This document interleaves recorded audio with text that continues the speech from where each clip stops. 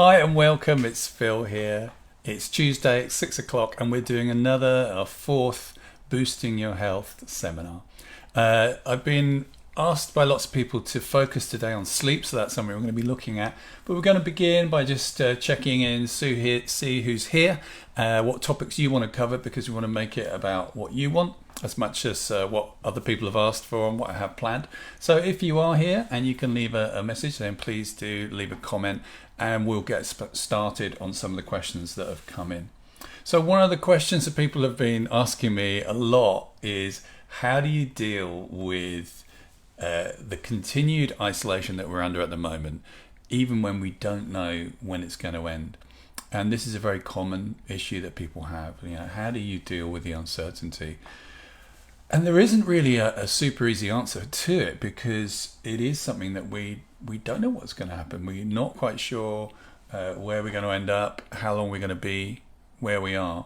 But in fact, that really teaches us what we need to do, which is we have to find a way to be accepting of this situation that we can't change. And it brings us back very nicely to the Serenity Prayer, which I've talked about a number of times before, but it's worth kind of just starting, I think, from here, which is a 3-point plan, as many of you know. The first is to have the courage to change the things you can change. The second is to be able to be serene and accept those things that you cannot change. And thirdly, the wisdom to know the difference. And that really is the key here. There are certain things that we can't change, certain things that we have no option over, and we need to distinguish which ones we can change, put our energy into that. In fact, the originator, Reinhold Niebuhr, was very clear that we should really take action, and he was a kind of campaigner for what he felt was equality, or resolving inequality, and dealing with stuff that needed to be dealt with.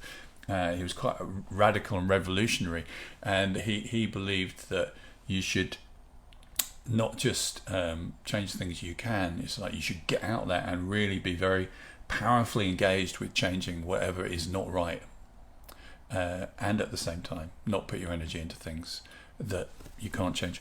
And a lot of people are doing that. It's quite interesting how much people are realizing in this strange time what is important. We talked about this last time. You may remember we asked you, what really, that 11th question, what is really important? What's important for you?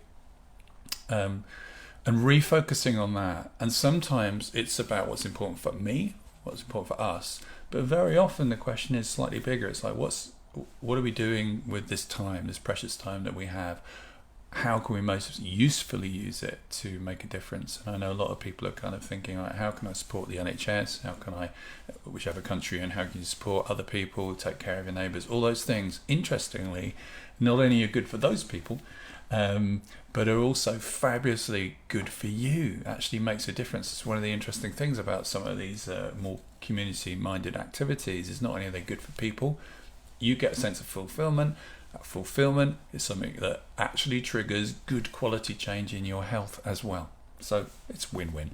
So I'm seeing people come in. Welcome. Claire made it, as did Jenny and Zena, Christy, Mary, Alison. Brilliant to see you. Thanks for coming in. Do leave questions. Any additional questions you have on that little comment section would be great. And I can answer those questions. So that's one of the questions that people have been asking me. How do you deal with the uncertainty? And although it's showing up now, this is true of life generally. There's so many things that we just don't know how it's going to turn out. So how do we deal with it? How do we deal with those things where we don't actually have say? What else have people asked me? A lot of people say, how do you deal with just being isolated, what to do, how to put your energy into it. And hopefully you've been thinking about that. If you were on the call last week, It's only a week. That seems slightly longer than that.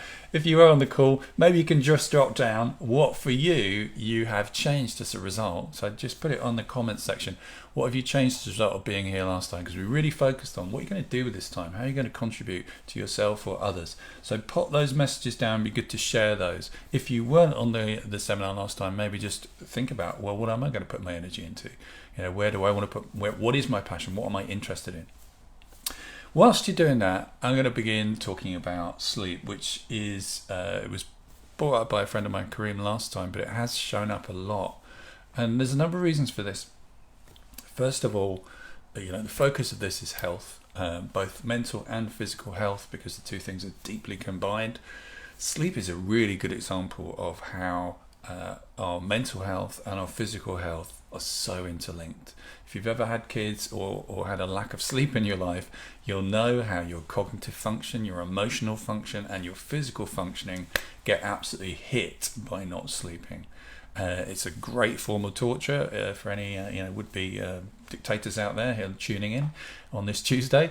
But most people know that. Most people, it's a really tough thing to deal with, lack of sleep.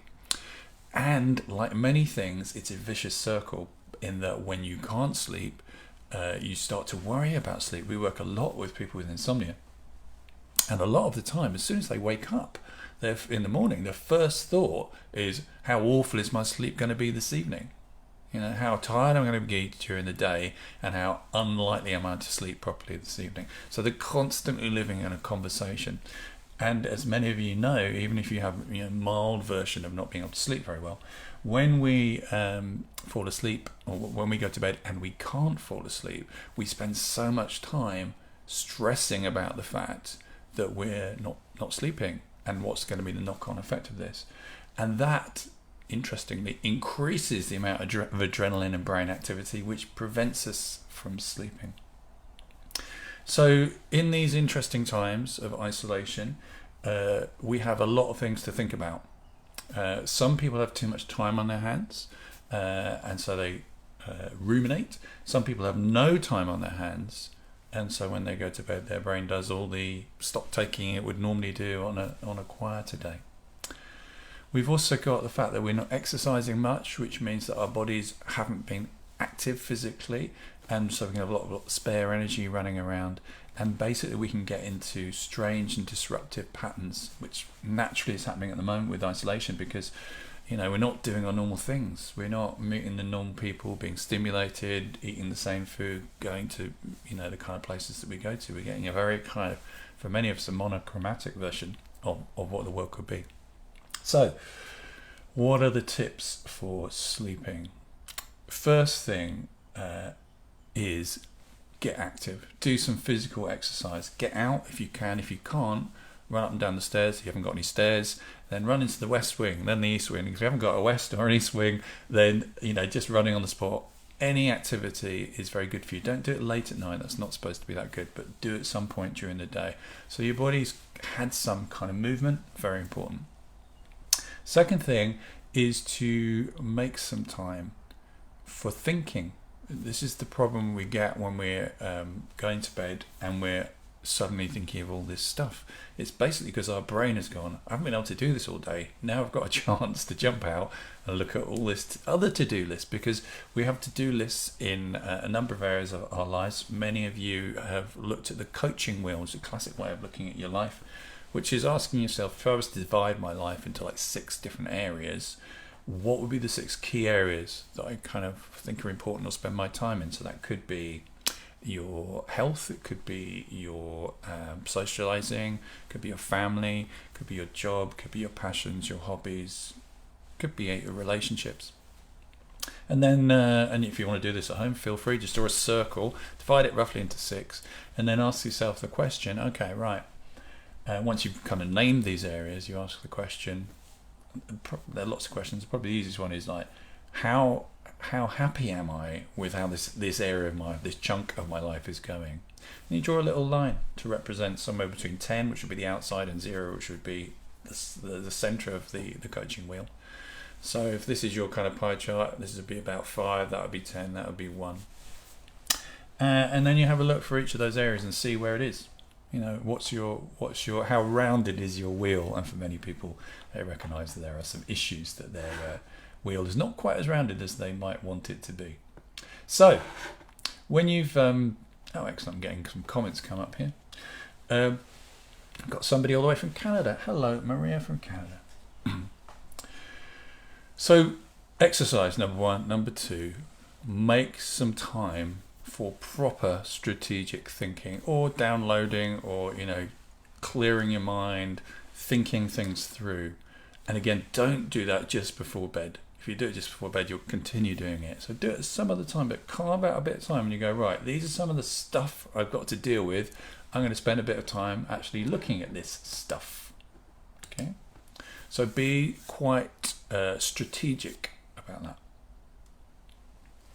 I'm just going to read a couple of the comments here. We've got one hoping to get some advice about how to get to sleep. We're starting on that, Christine. Hopefully that's useful for you.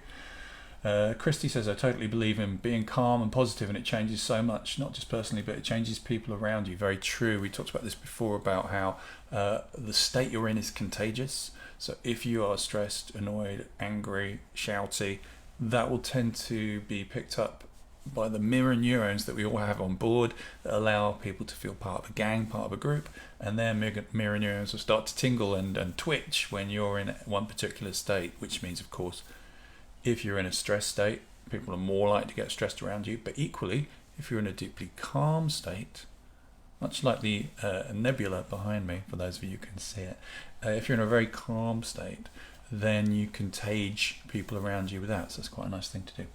A question I have, though, is, for example, at work, I have to get away from negative people in order to maintain my own positivity. This can leave me out on a limb.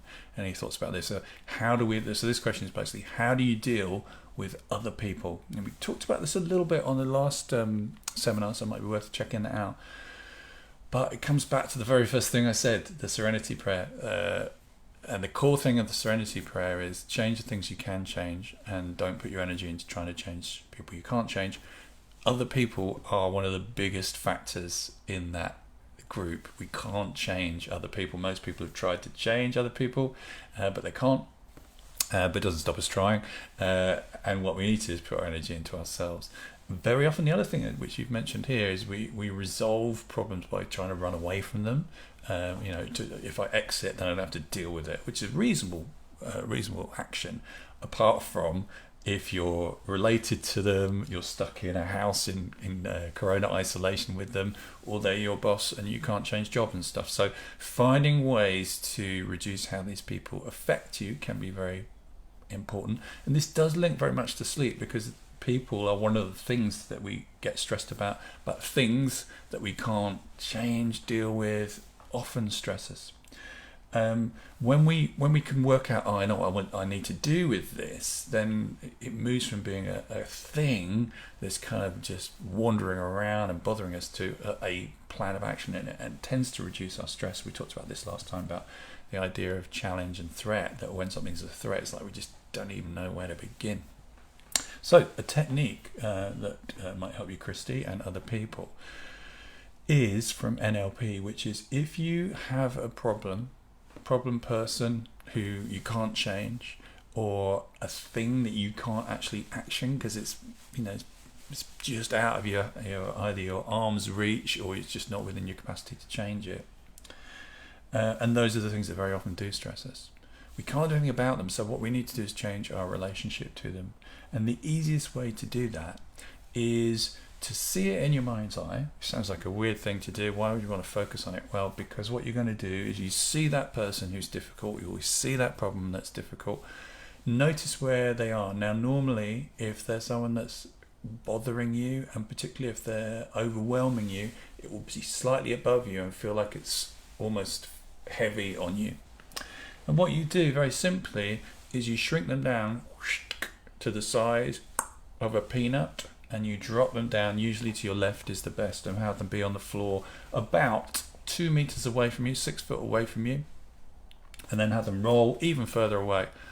That could be a person, or it could be a thing you're doing stress about. Have that roll over, and as you see it over there, just notice how much that gives you a bit more space. And the benefit of this is then when you do bump into that person, because one of the interesting things about other people, and if you're interested in learning more about this, if you check out our online life skills and NLP and coaching course, which the first unit is free. We talk a little bit about this.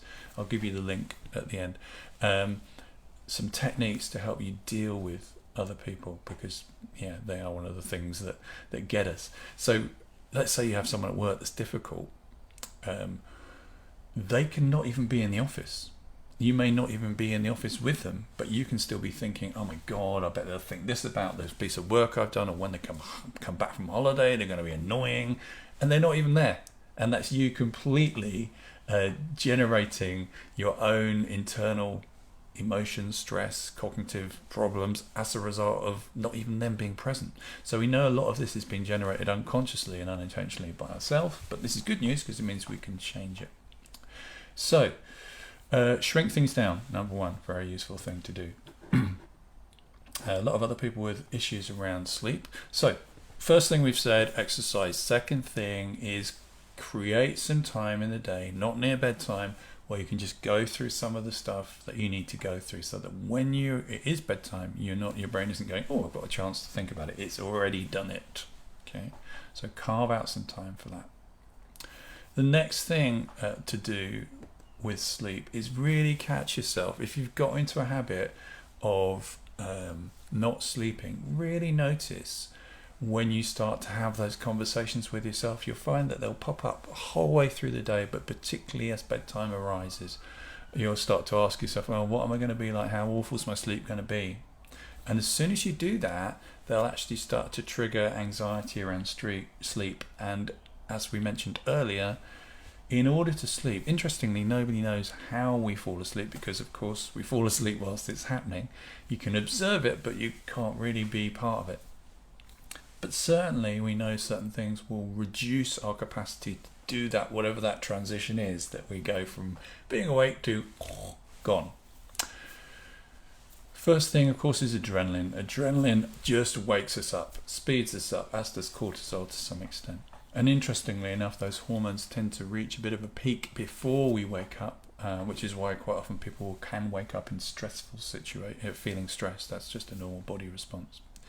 So how do we slow down our cortisol, adrenaline at night time? Well, one of the things we don't want to do is worry and stress about how little we're sleeping. It's a classic thing that people do, is they lie in bed kind of fidgeting and going, oh God, I'm so annoyed, why can't I go to sleep? This is driving me crazy, I'm going to be so tired tomorrow, look, I can see the sun coming up. And they just get themselves in an absolute frenzy. So anything that avoids that would be good. So we're going to talk you through some techniques, and you can listen back to this, because this will still be on my Facebook site, and I'll also put a version up on YouTube. So if you need to get into sleep, then you'll be able to listen to this. And what I'll probably do is edit it so it's not me shouting and people asking questions before. We just have this section. So what have we said so far? Exercise. Secondly, carve some time to do some thinking. Thirdly, spot when you're starting to prepare to get stressed and anxious and worried about sleep, and catch yourself. Next, we're going to move on to some techniques to help you to sleep. But before we do that, if anyone's got any questions, just pop them up, because I'd like to answer them before or after this section, so we don't kind of have it too disjointed. If you've got any questions, do just pop them in. And then, whilst that's happening and wait for that to happen, we're going to do some sleepy stuff, which will be deeply relaxing. And so do take care of yourselves as you do it. So, stop the car, stop mowing the lawn, put down the carving knives, whatever you're doing. So you can just focus. Make sure you're not going to be disturbed. You can just focus on this. And the very first thing I'm going to get you to do is I'd like you to just imagine that each of the things that's been bothering you, I'd like you to imagine a tiny little elephant, very small elephant with wings.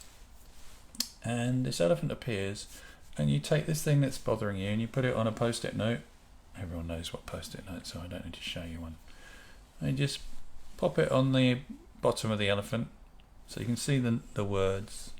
And this tiny elephant lifts his little trunk, starts to flap its wings, and as it does, you see it gently floating into the distance. Just watch it go, farther and further and further away, until it's disappeared completely. And then, when you've done that, imagine another elephant appears. Well, whatever the next thing is, you just put that on a post-it note, attach that to the elephant and see it just taking it away, further and further and further away. Just do that now. Just watch it disappearing, seeing it gently flap its wings as it disappears further and further and further away.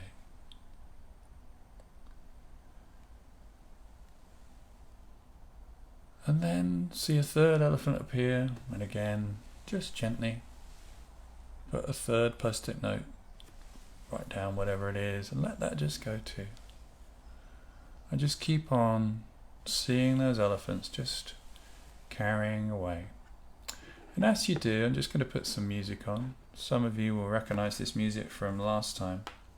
It's the music that's some stuff that I wrote, and it's specifically designed to sound like a heartbeat. You can hear the actual drum is like a specific heartbeat, but it's slightly slower so that it will help your body and your brain to just slow down. So let me just set that up.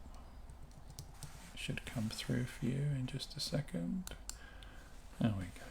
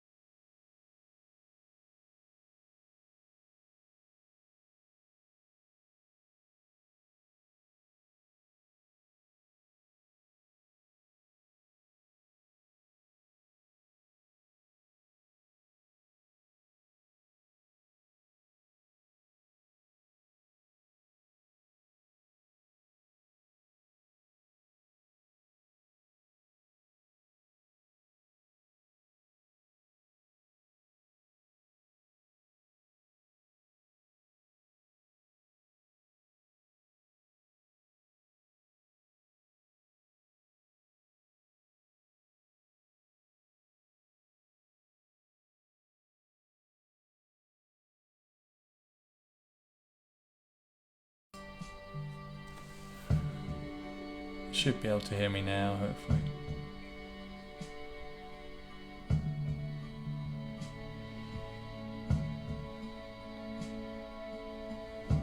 As you see the elephant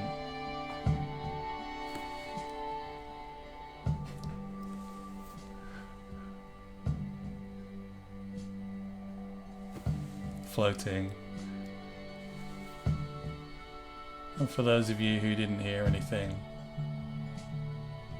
hopefully you just imagined an elephant floating gently and calmly away from you.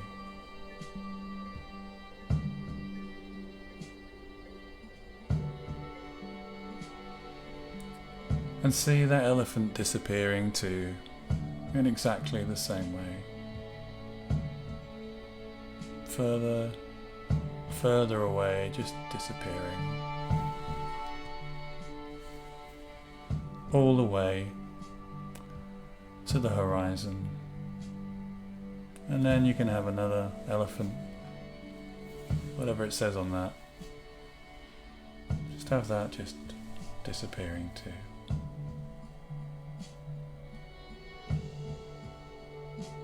Further and further. Just feeling what it feels like to let that go now.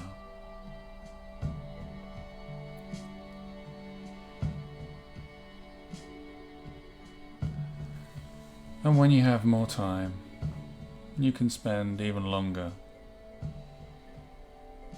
releasing every single one of those elephants. But now I'd like you to just take a few moments to think about somebody who for you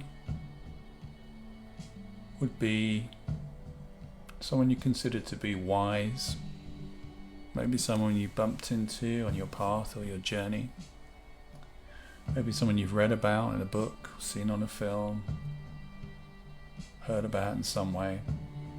But imagine that person was right here now with you, just beside you. And you tell them about your elephants and all the post-it notes. Just turn to them, just feel their presence and notice what they say, how they look, how it feels to be reminded within that stillness and quiet that they bring.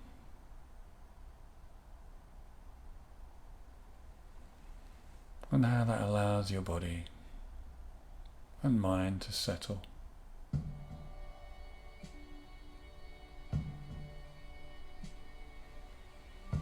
Each breath that you take, just allowing you to relax a bit more.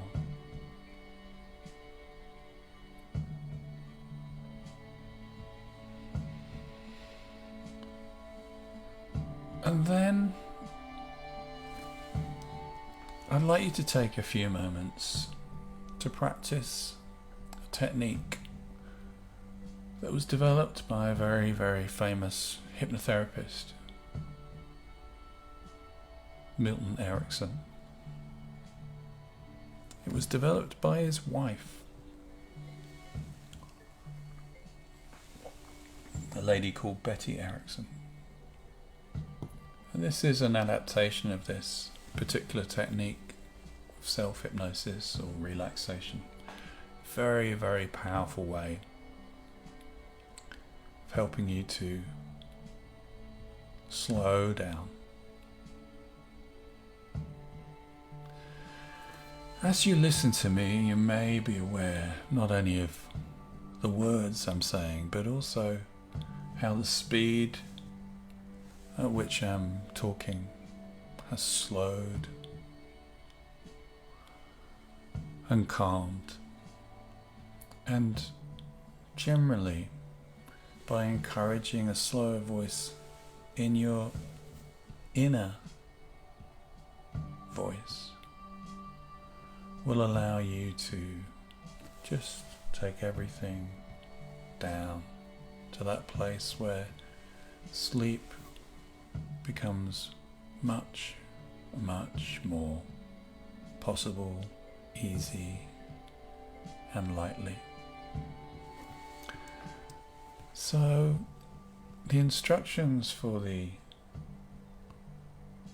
Betty Erickson self-hypnosis are best remembered as 3, 2 and 1. All I'd like you to do to begin with is just to think about a time when you were relaxed. And as you do, just notice how your body feels right now. Move around, shake your shoulders, just notice your number on a scale of 0 to 10, where 10 is very, very deeply relaxed and 0 is not deeply relaxed. And just give yourself a score. It doesn't really matter what it is, just notice what it is. And then what I'd like you to do is think about 3 things that you can see in the room right now. Now, if you're listening to this and you have your eyes closed, that's fine. You can think about 3 things that must be in the room. If you Can see the room, that's fine too. You can just look around. Maybe notice the screen. Beautiful waterfall behind me.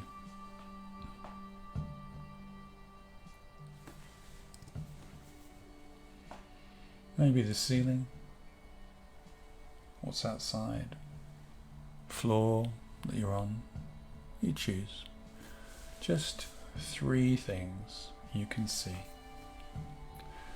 And then to focus on 3 things you can hear. So that might be the sound of my voice. Maybe the sound of the music. Maybe the sound of your breathing.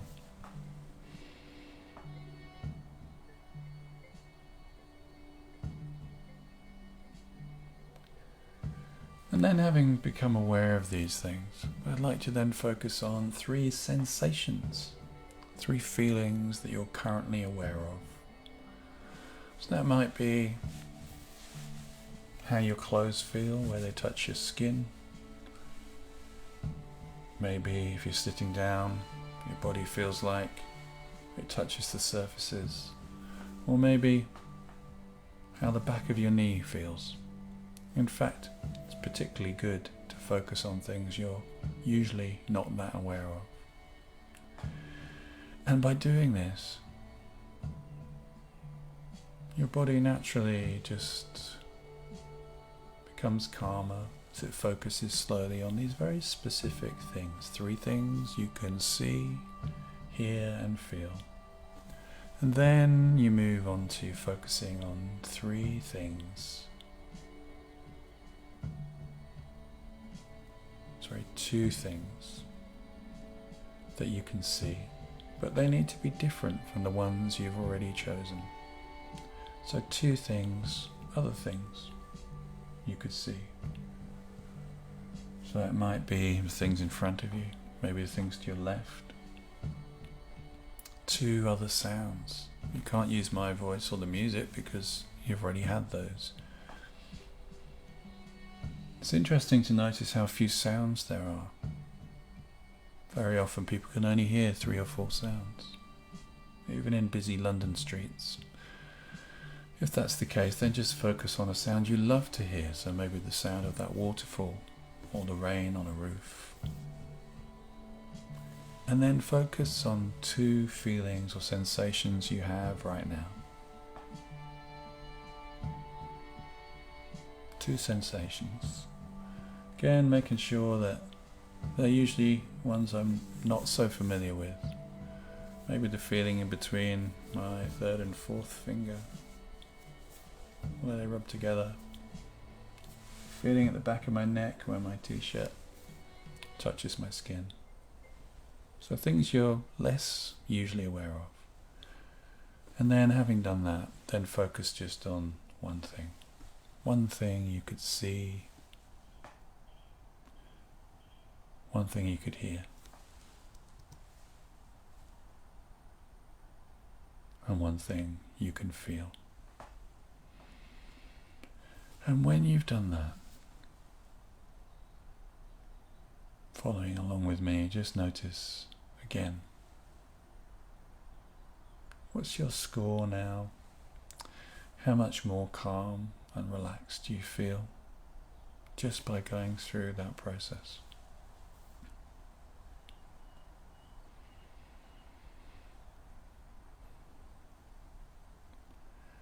And then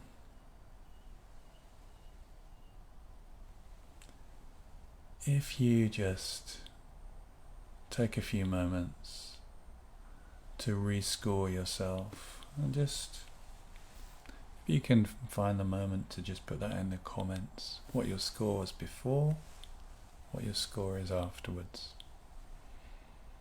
You should find by doing that, your body's become more calm, more relaxed, more still, to a degree, depending on how used you are to relaxing, because interestingly, being relaxed is just a skill, unlike any skill. The more you do it, the better you become at it. So just use the comments to write down the number that you were before and the number afterwards. And when you've done that,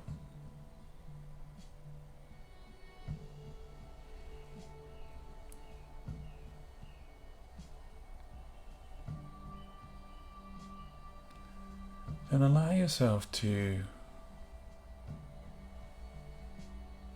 check in with yourself. Would it be okay to become even more relaxed? Now, for most people, the answer would be yeah, it would be fine. But for some people, they may find a bit of them going, oh, I'm not sure about that. Because there's another reason why people can't sleep sometimes. And that's because they've trained themselves, through no fault of their own, but through experience, to be on alert, like a meerkat on the prairie or savannah, always checking, is everything okay? Where's the trouble coming from?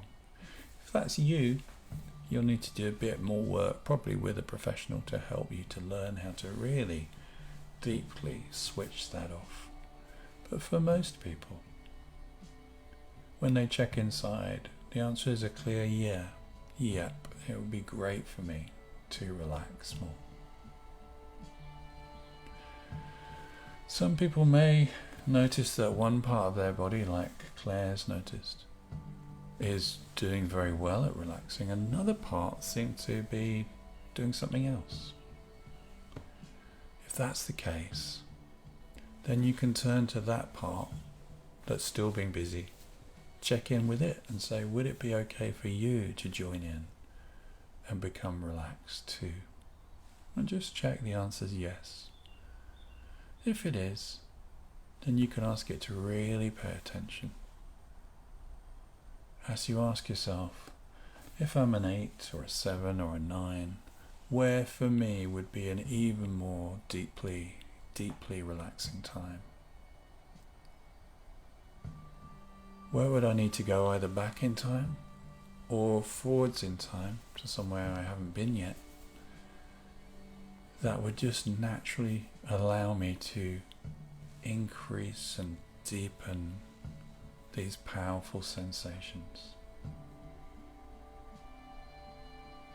Because remember, it's just a skill that comes through practice, that's all. And as my friends know, practice makes for permanence. So, allow yourself to just float the sound of my voice, calmer,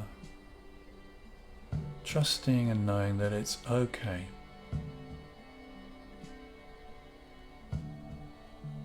It's okay to relax. Just a bit more. Just a bit deeper.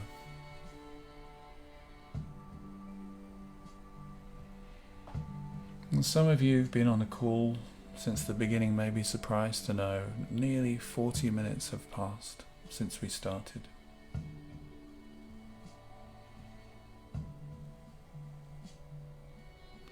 Because time is a very interesting thing, isn't it? People are asking me about how long is this going to last for, this social isolation? And yet, time is very stretchable in both directions. Erickson used to talk about this a lot. So, when you've only got a few minutes before you have to leave, it's not even enough time to boil a kettle and make a cup of tea. A few minutes. And yet, when you're waiting in the rain for a bus, a few minutes can feel like a lifetime. So, we seem to have this ability to shift, stretch, contract our relationship to time. I wonder how that might be useful for you at this point in your life. And how, when you're drifting off to sleep, you're able to be at peace with wherever you are in that process. Because it is a process. going from one state into another is a process. And some of you who were on the call last week on the seminar may remember that I began to not tell you a story about being a raindrop. And I'm going to continue that story today. I may or may not complete it. You can be curious about that. You may remember I started by saying, imagine what it's like to be a raindrop, drifting down through the leaves of a deep green forest, and how, as the raindrop drifts, sometimes it falls in front of the leaf, behind the leaf, or rolls to the end of the leaf, clinging on for a while before inevitably letting go, drifting down, because that's what gravity does. And as it drops gently down, reaches the forest floor, and there,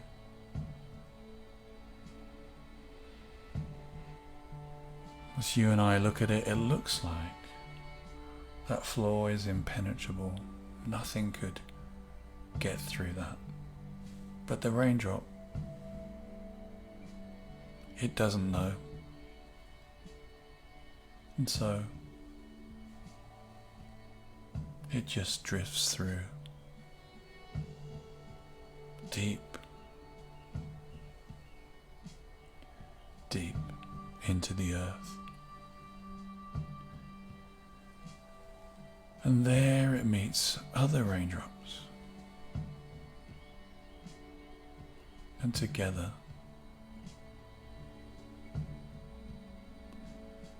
they become something bigger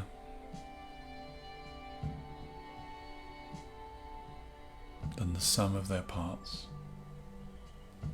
forming a stream that runs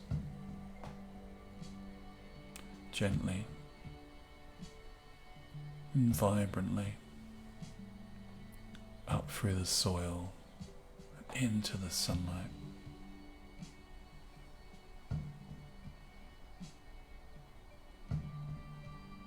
And the spring and the stream leave the forest. Sometimes that stream joins other streams to become a river, sometimes running fast across rapids, and other times slowly meandering, stilly, softly. Sometimes flowing into a deep, deep lake, sleepily just pausing silently in the quiet.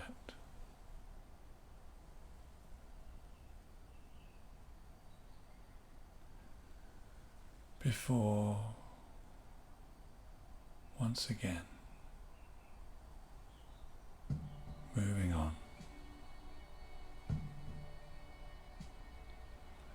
cascading through the sunshine, flowing through the meadows, through the villages, towns and cities, but always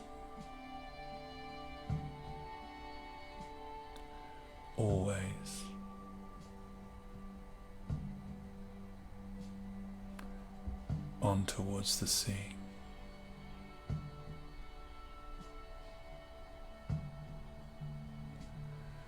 And eventually the raindrop in the river meets the sea. And there, slowly,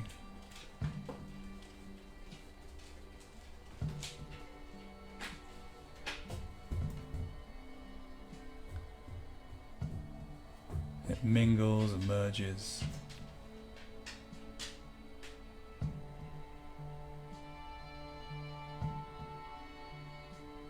With the salt water, and it becomes part of the ocean. And it doesn't know how it does it, as it makes that extraordinary transformation. It just does.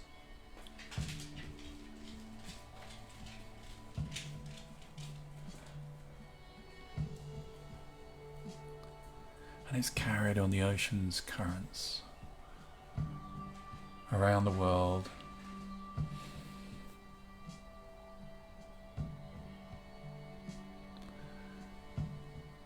Sometimes warm,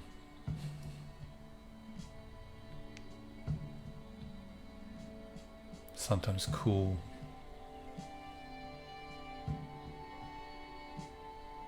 sometimes so warm that the sun causes the water at the surface to rise up as a fine mist.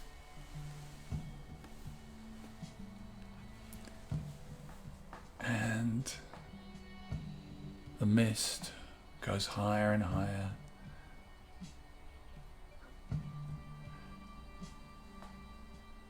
and forms clouds that scurry across the surface of the planet, sometimes letting their rain fall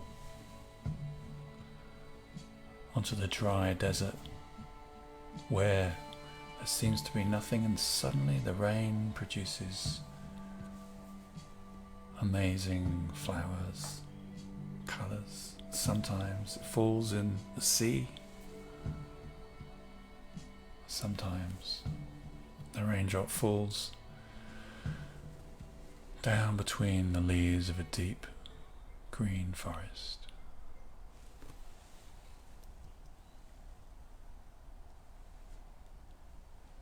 Drifting sometimes in front of the leaf, behind the leaf, or sometimes on the surface of the leaf before rolling to the edge and clinging on before inevitably letting go and drifting downwards. All the way to the surface, the forest floor, which to you and I it looks impenetrable, but the raindrop doesn't know that, and it just soaks through, drifts deeply downwards where it meets other raindrops, forms a spring, stream and a river that runs sometimes rapidly, sometimes it meanders slowly, sometimes it pauses in a lake, but always towards the sea.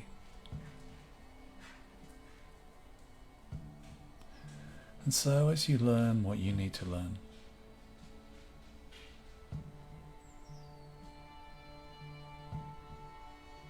about how to practice and learn and train your brain to do one of those most natural of things, like breathing, digesting, sleeping,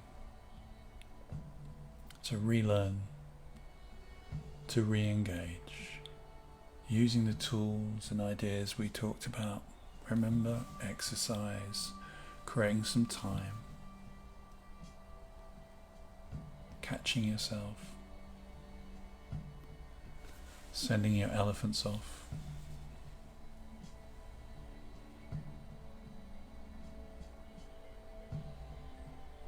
practicing 3, 2, 1, and using any other tools that you've found useful. There was a question earlier from... who was it? It's a long way back. There we go. From Lisa, saying, do we have any sleep aids available for downloads? Yeah, if you go to philparker.org, if you look at the store section, there's loads of things on de-stressing, learning to sleep that you can listen to. So as you bring yourself comfortably back, knowing that if you can achieve this state of relaxation and calmness, 6 o'clock, you can achieve it anytime, as long as you practice. Because remember, practice makes permanent. Bringing yourself back with whatever you've learnt from today.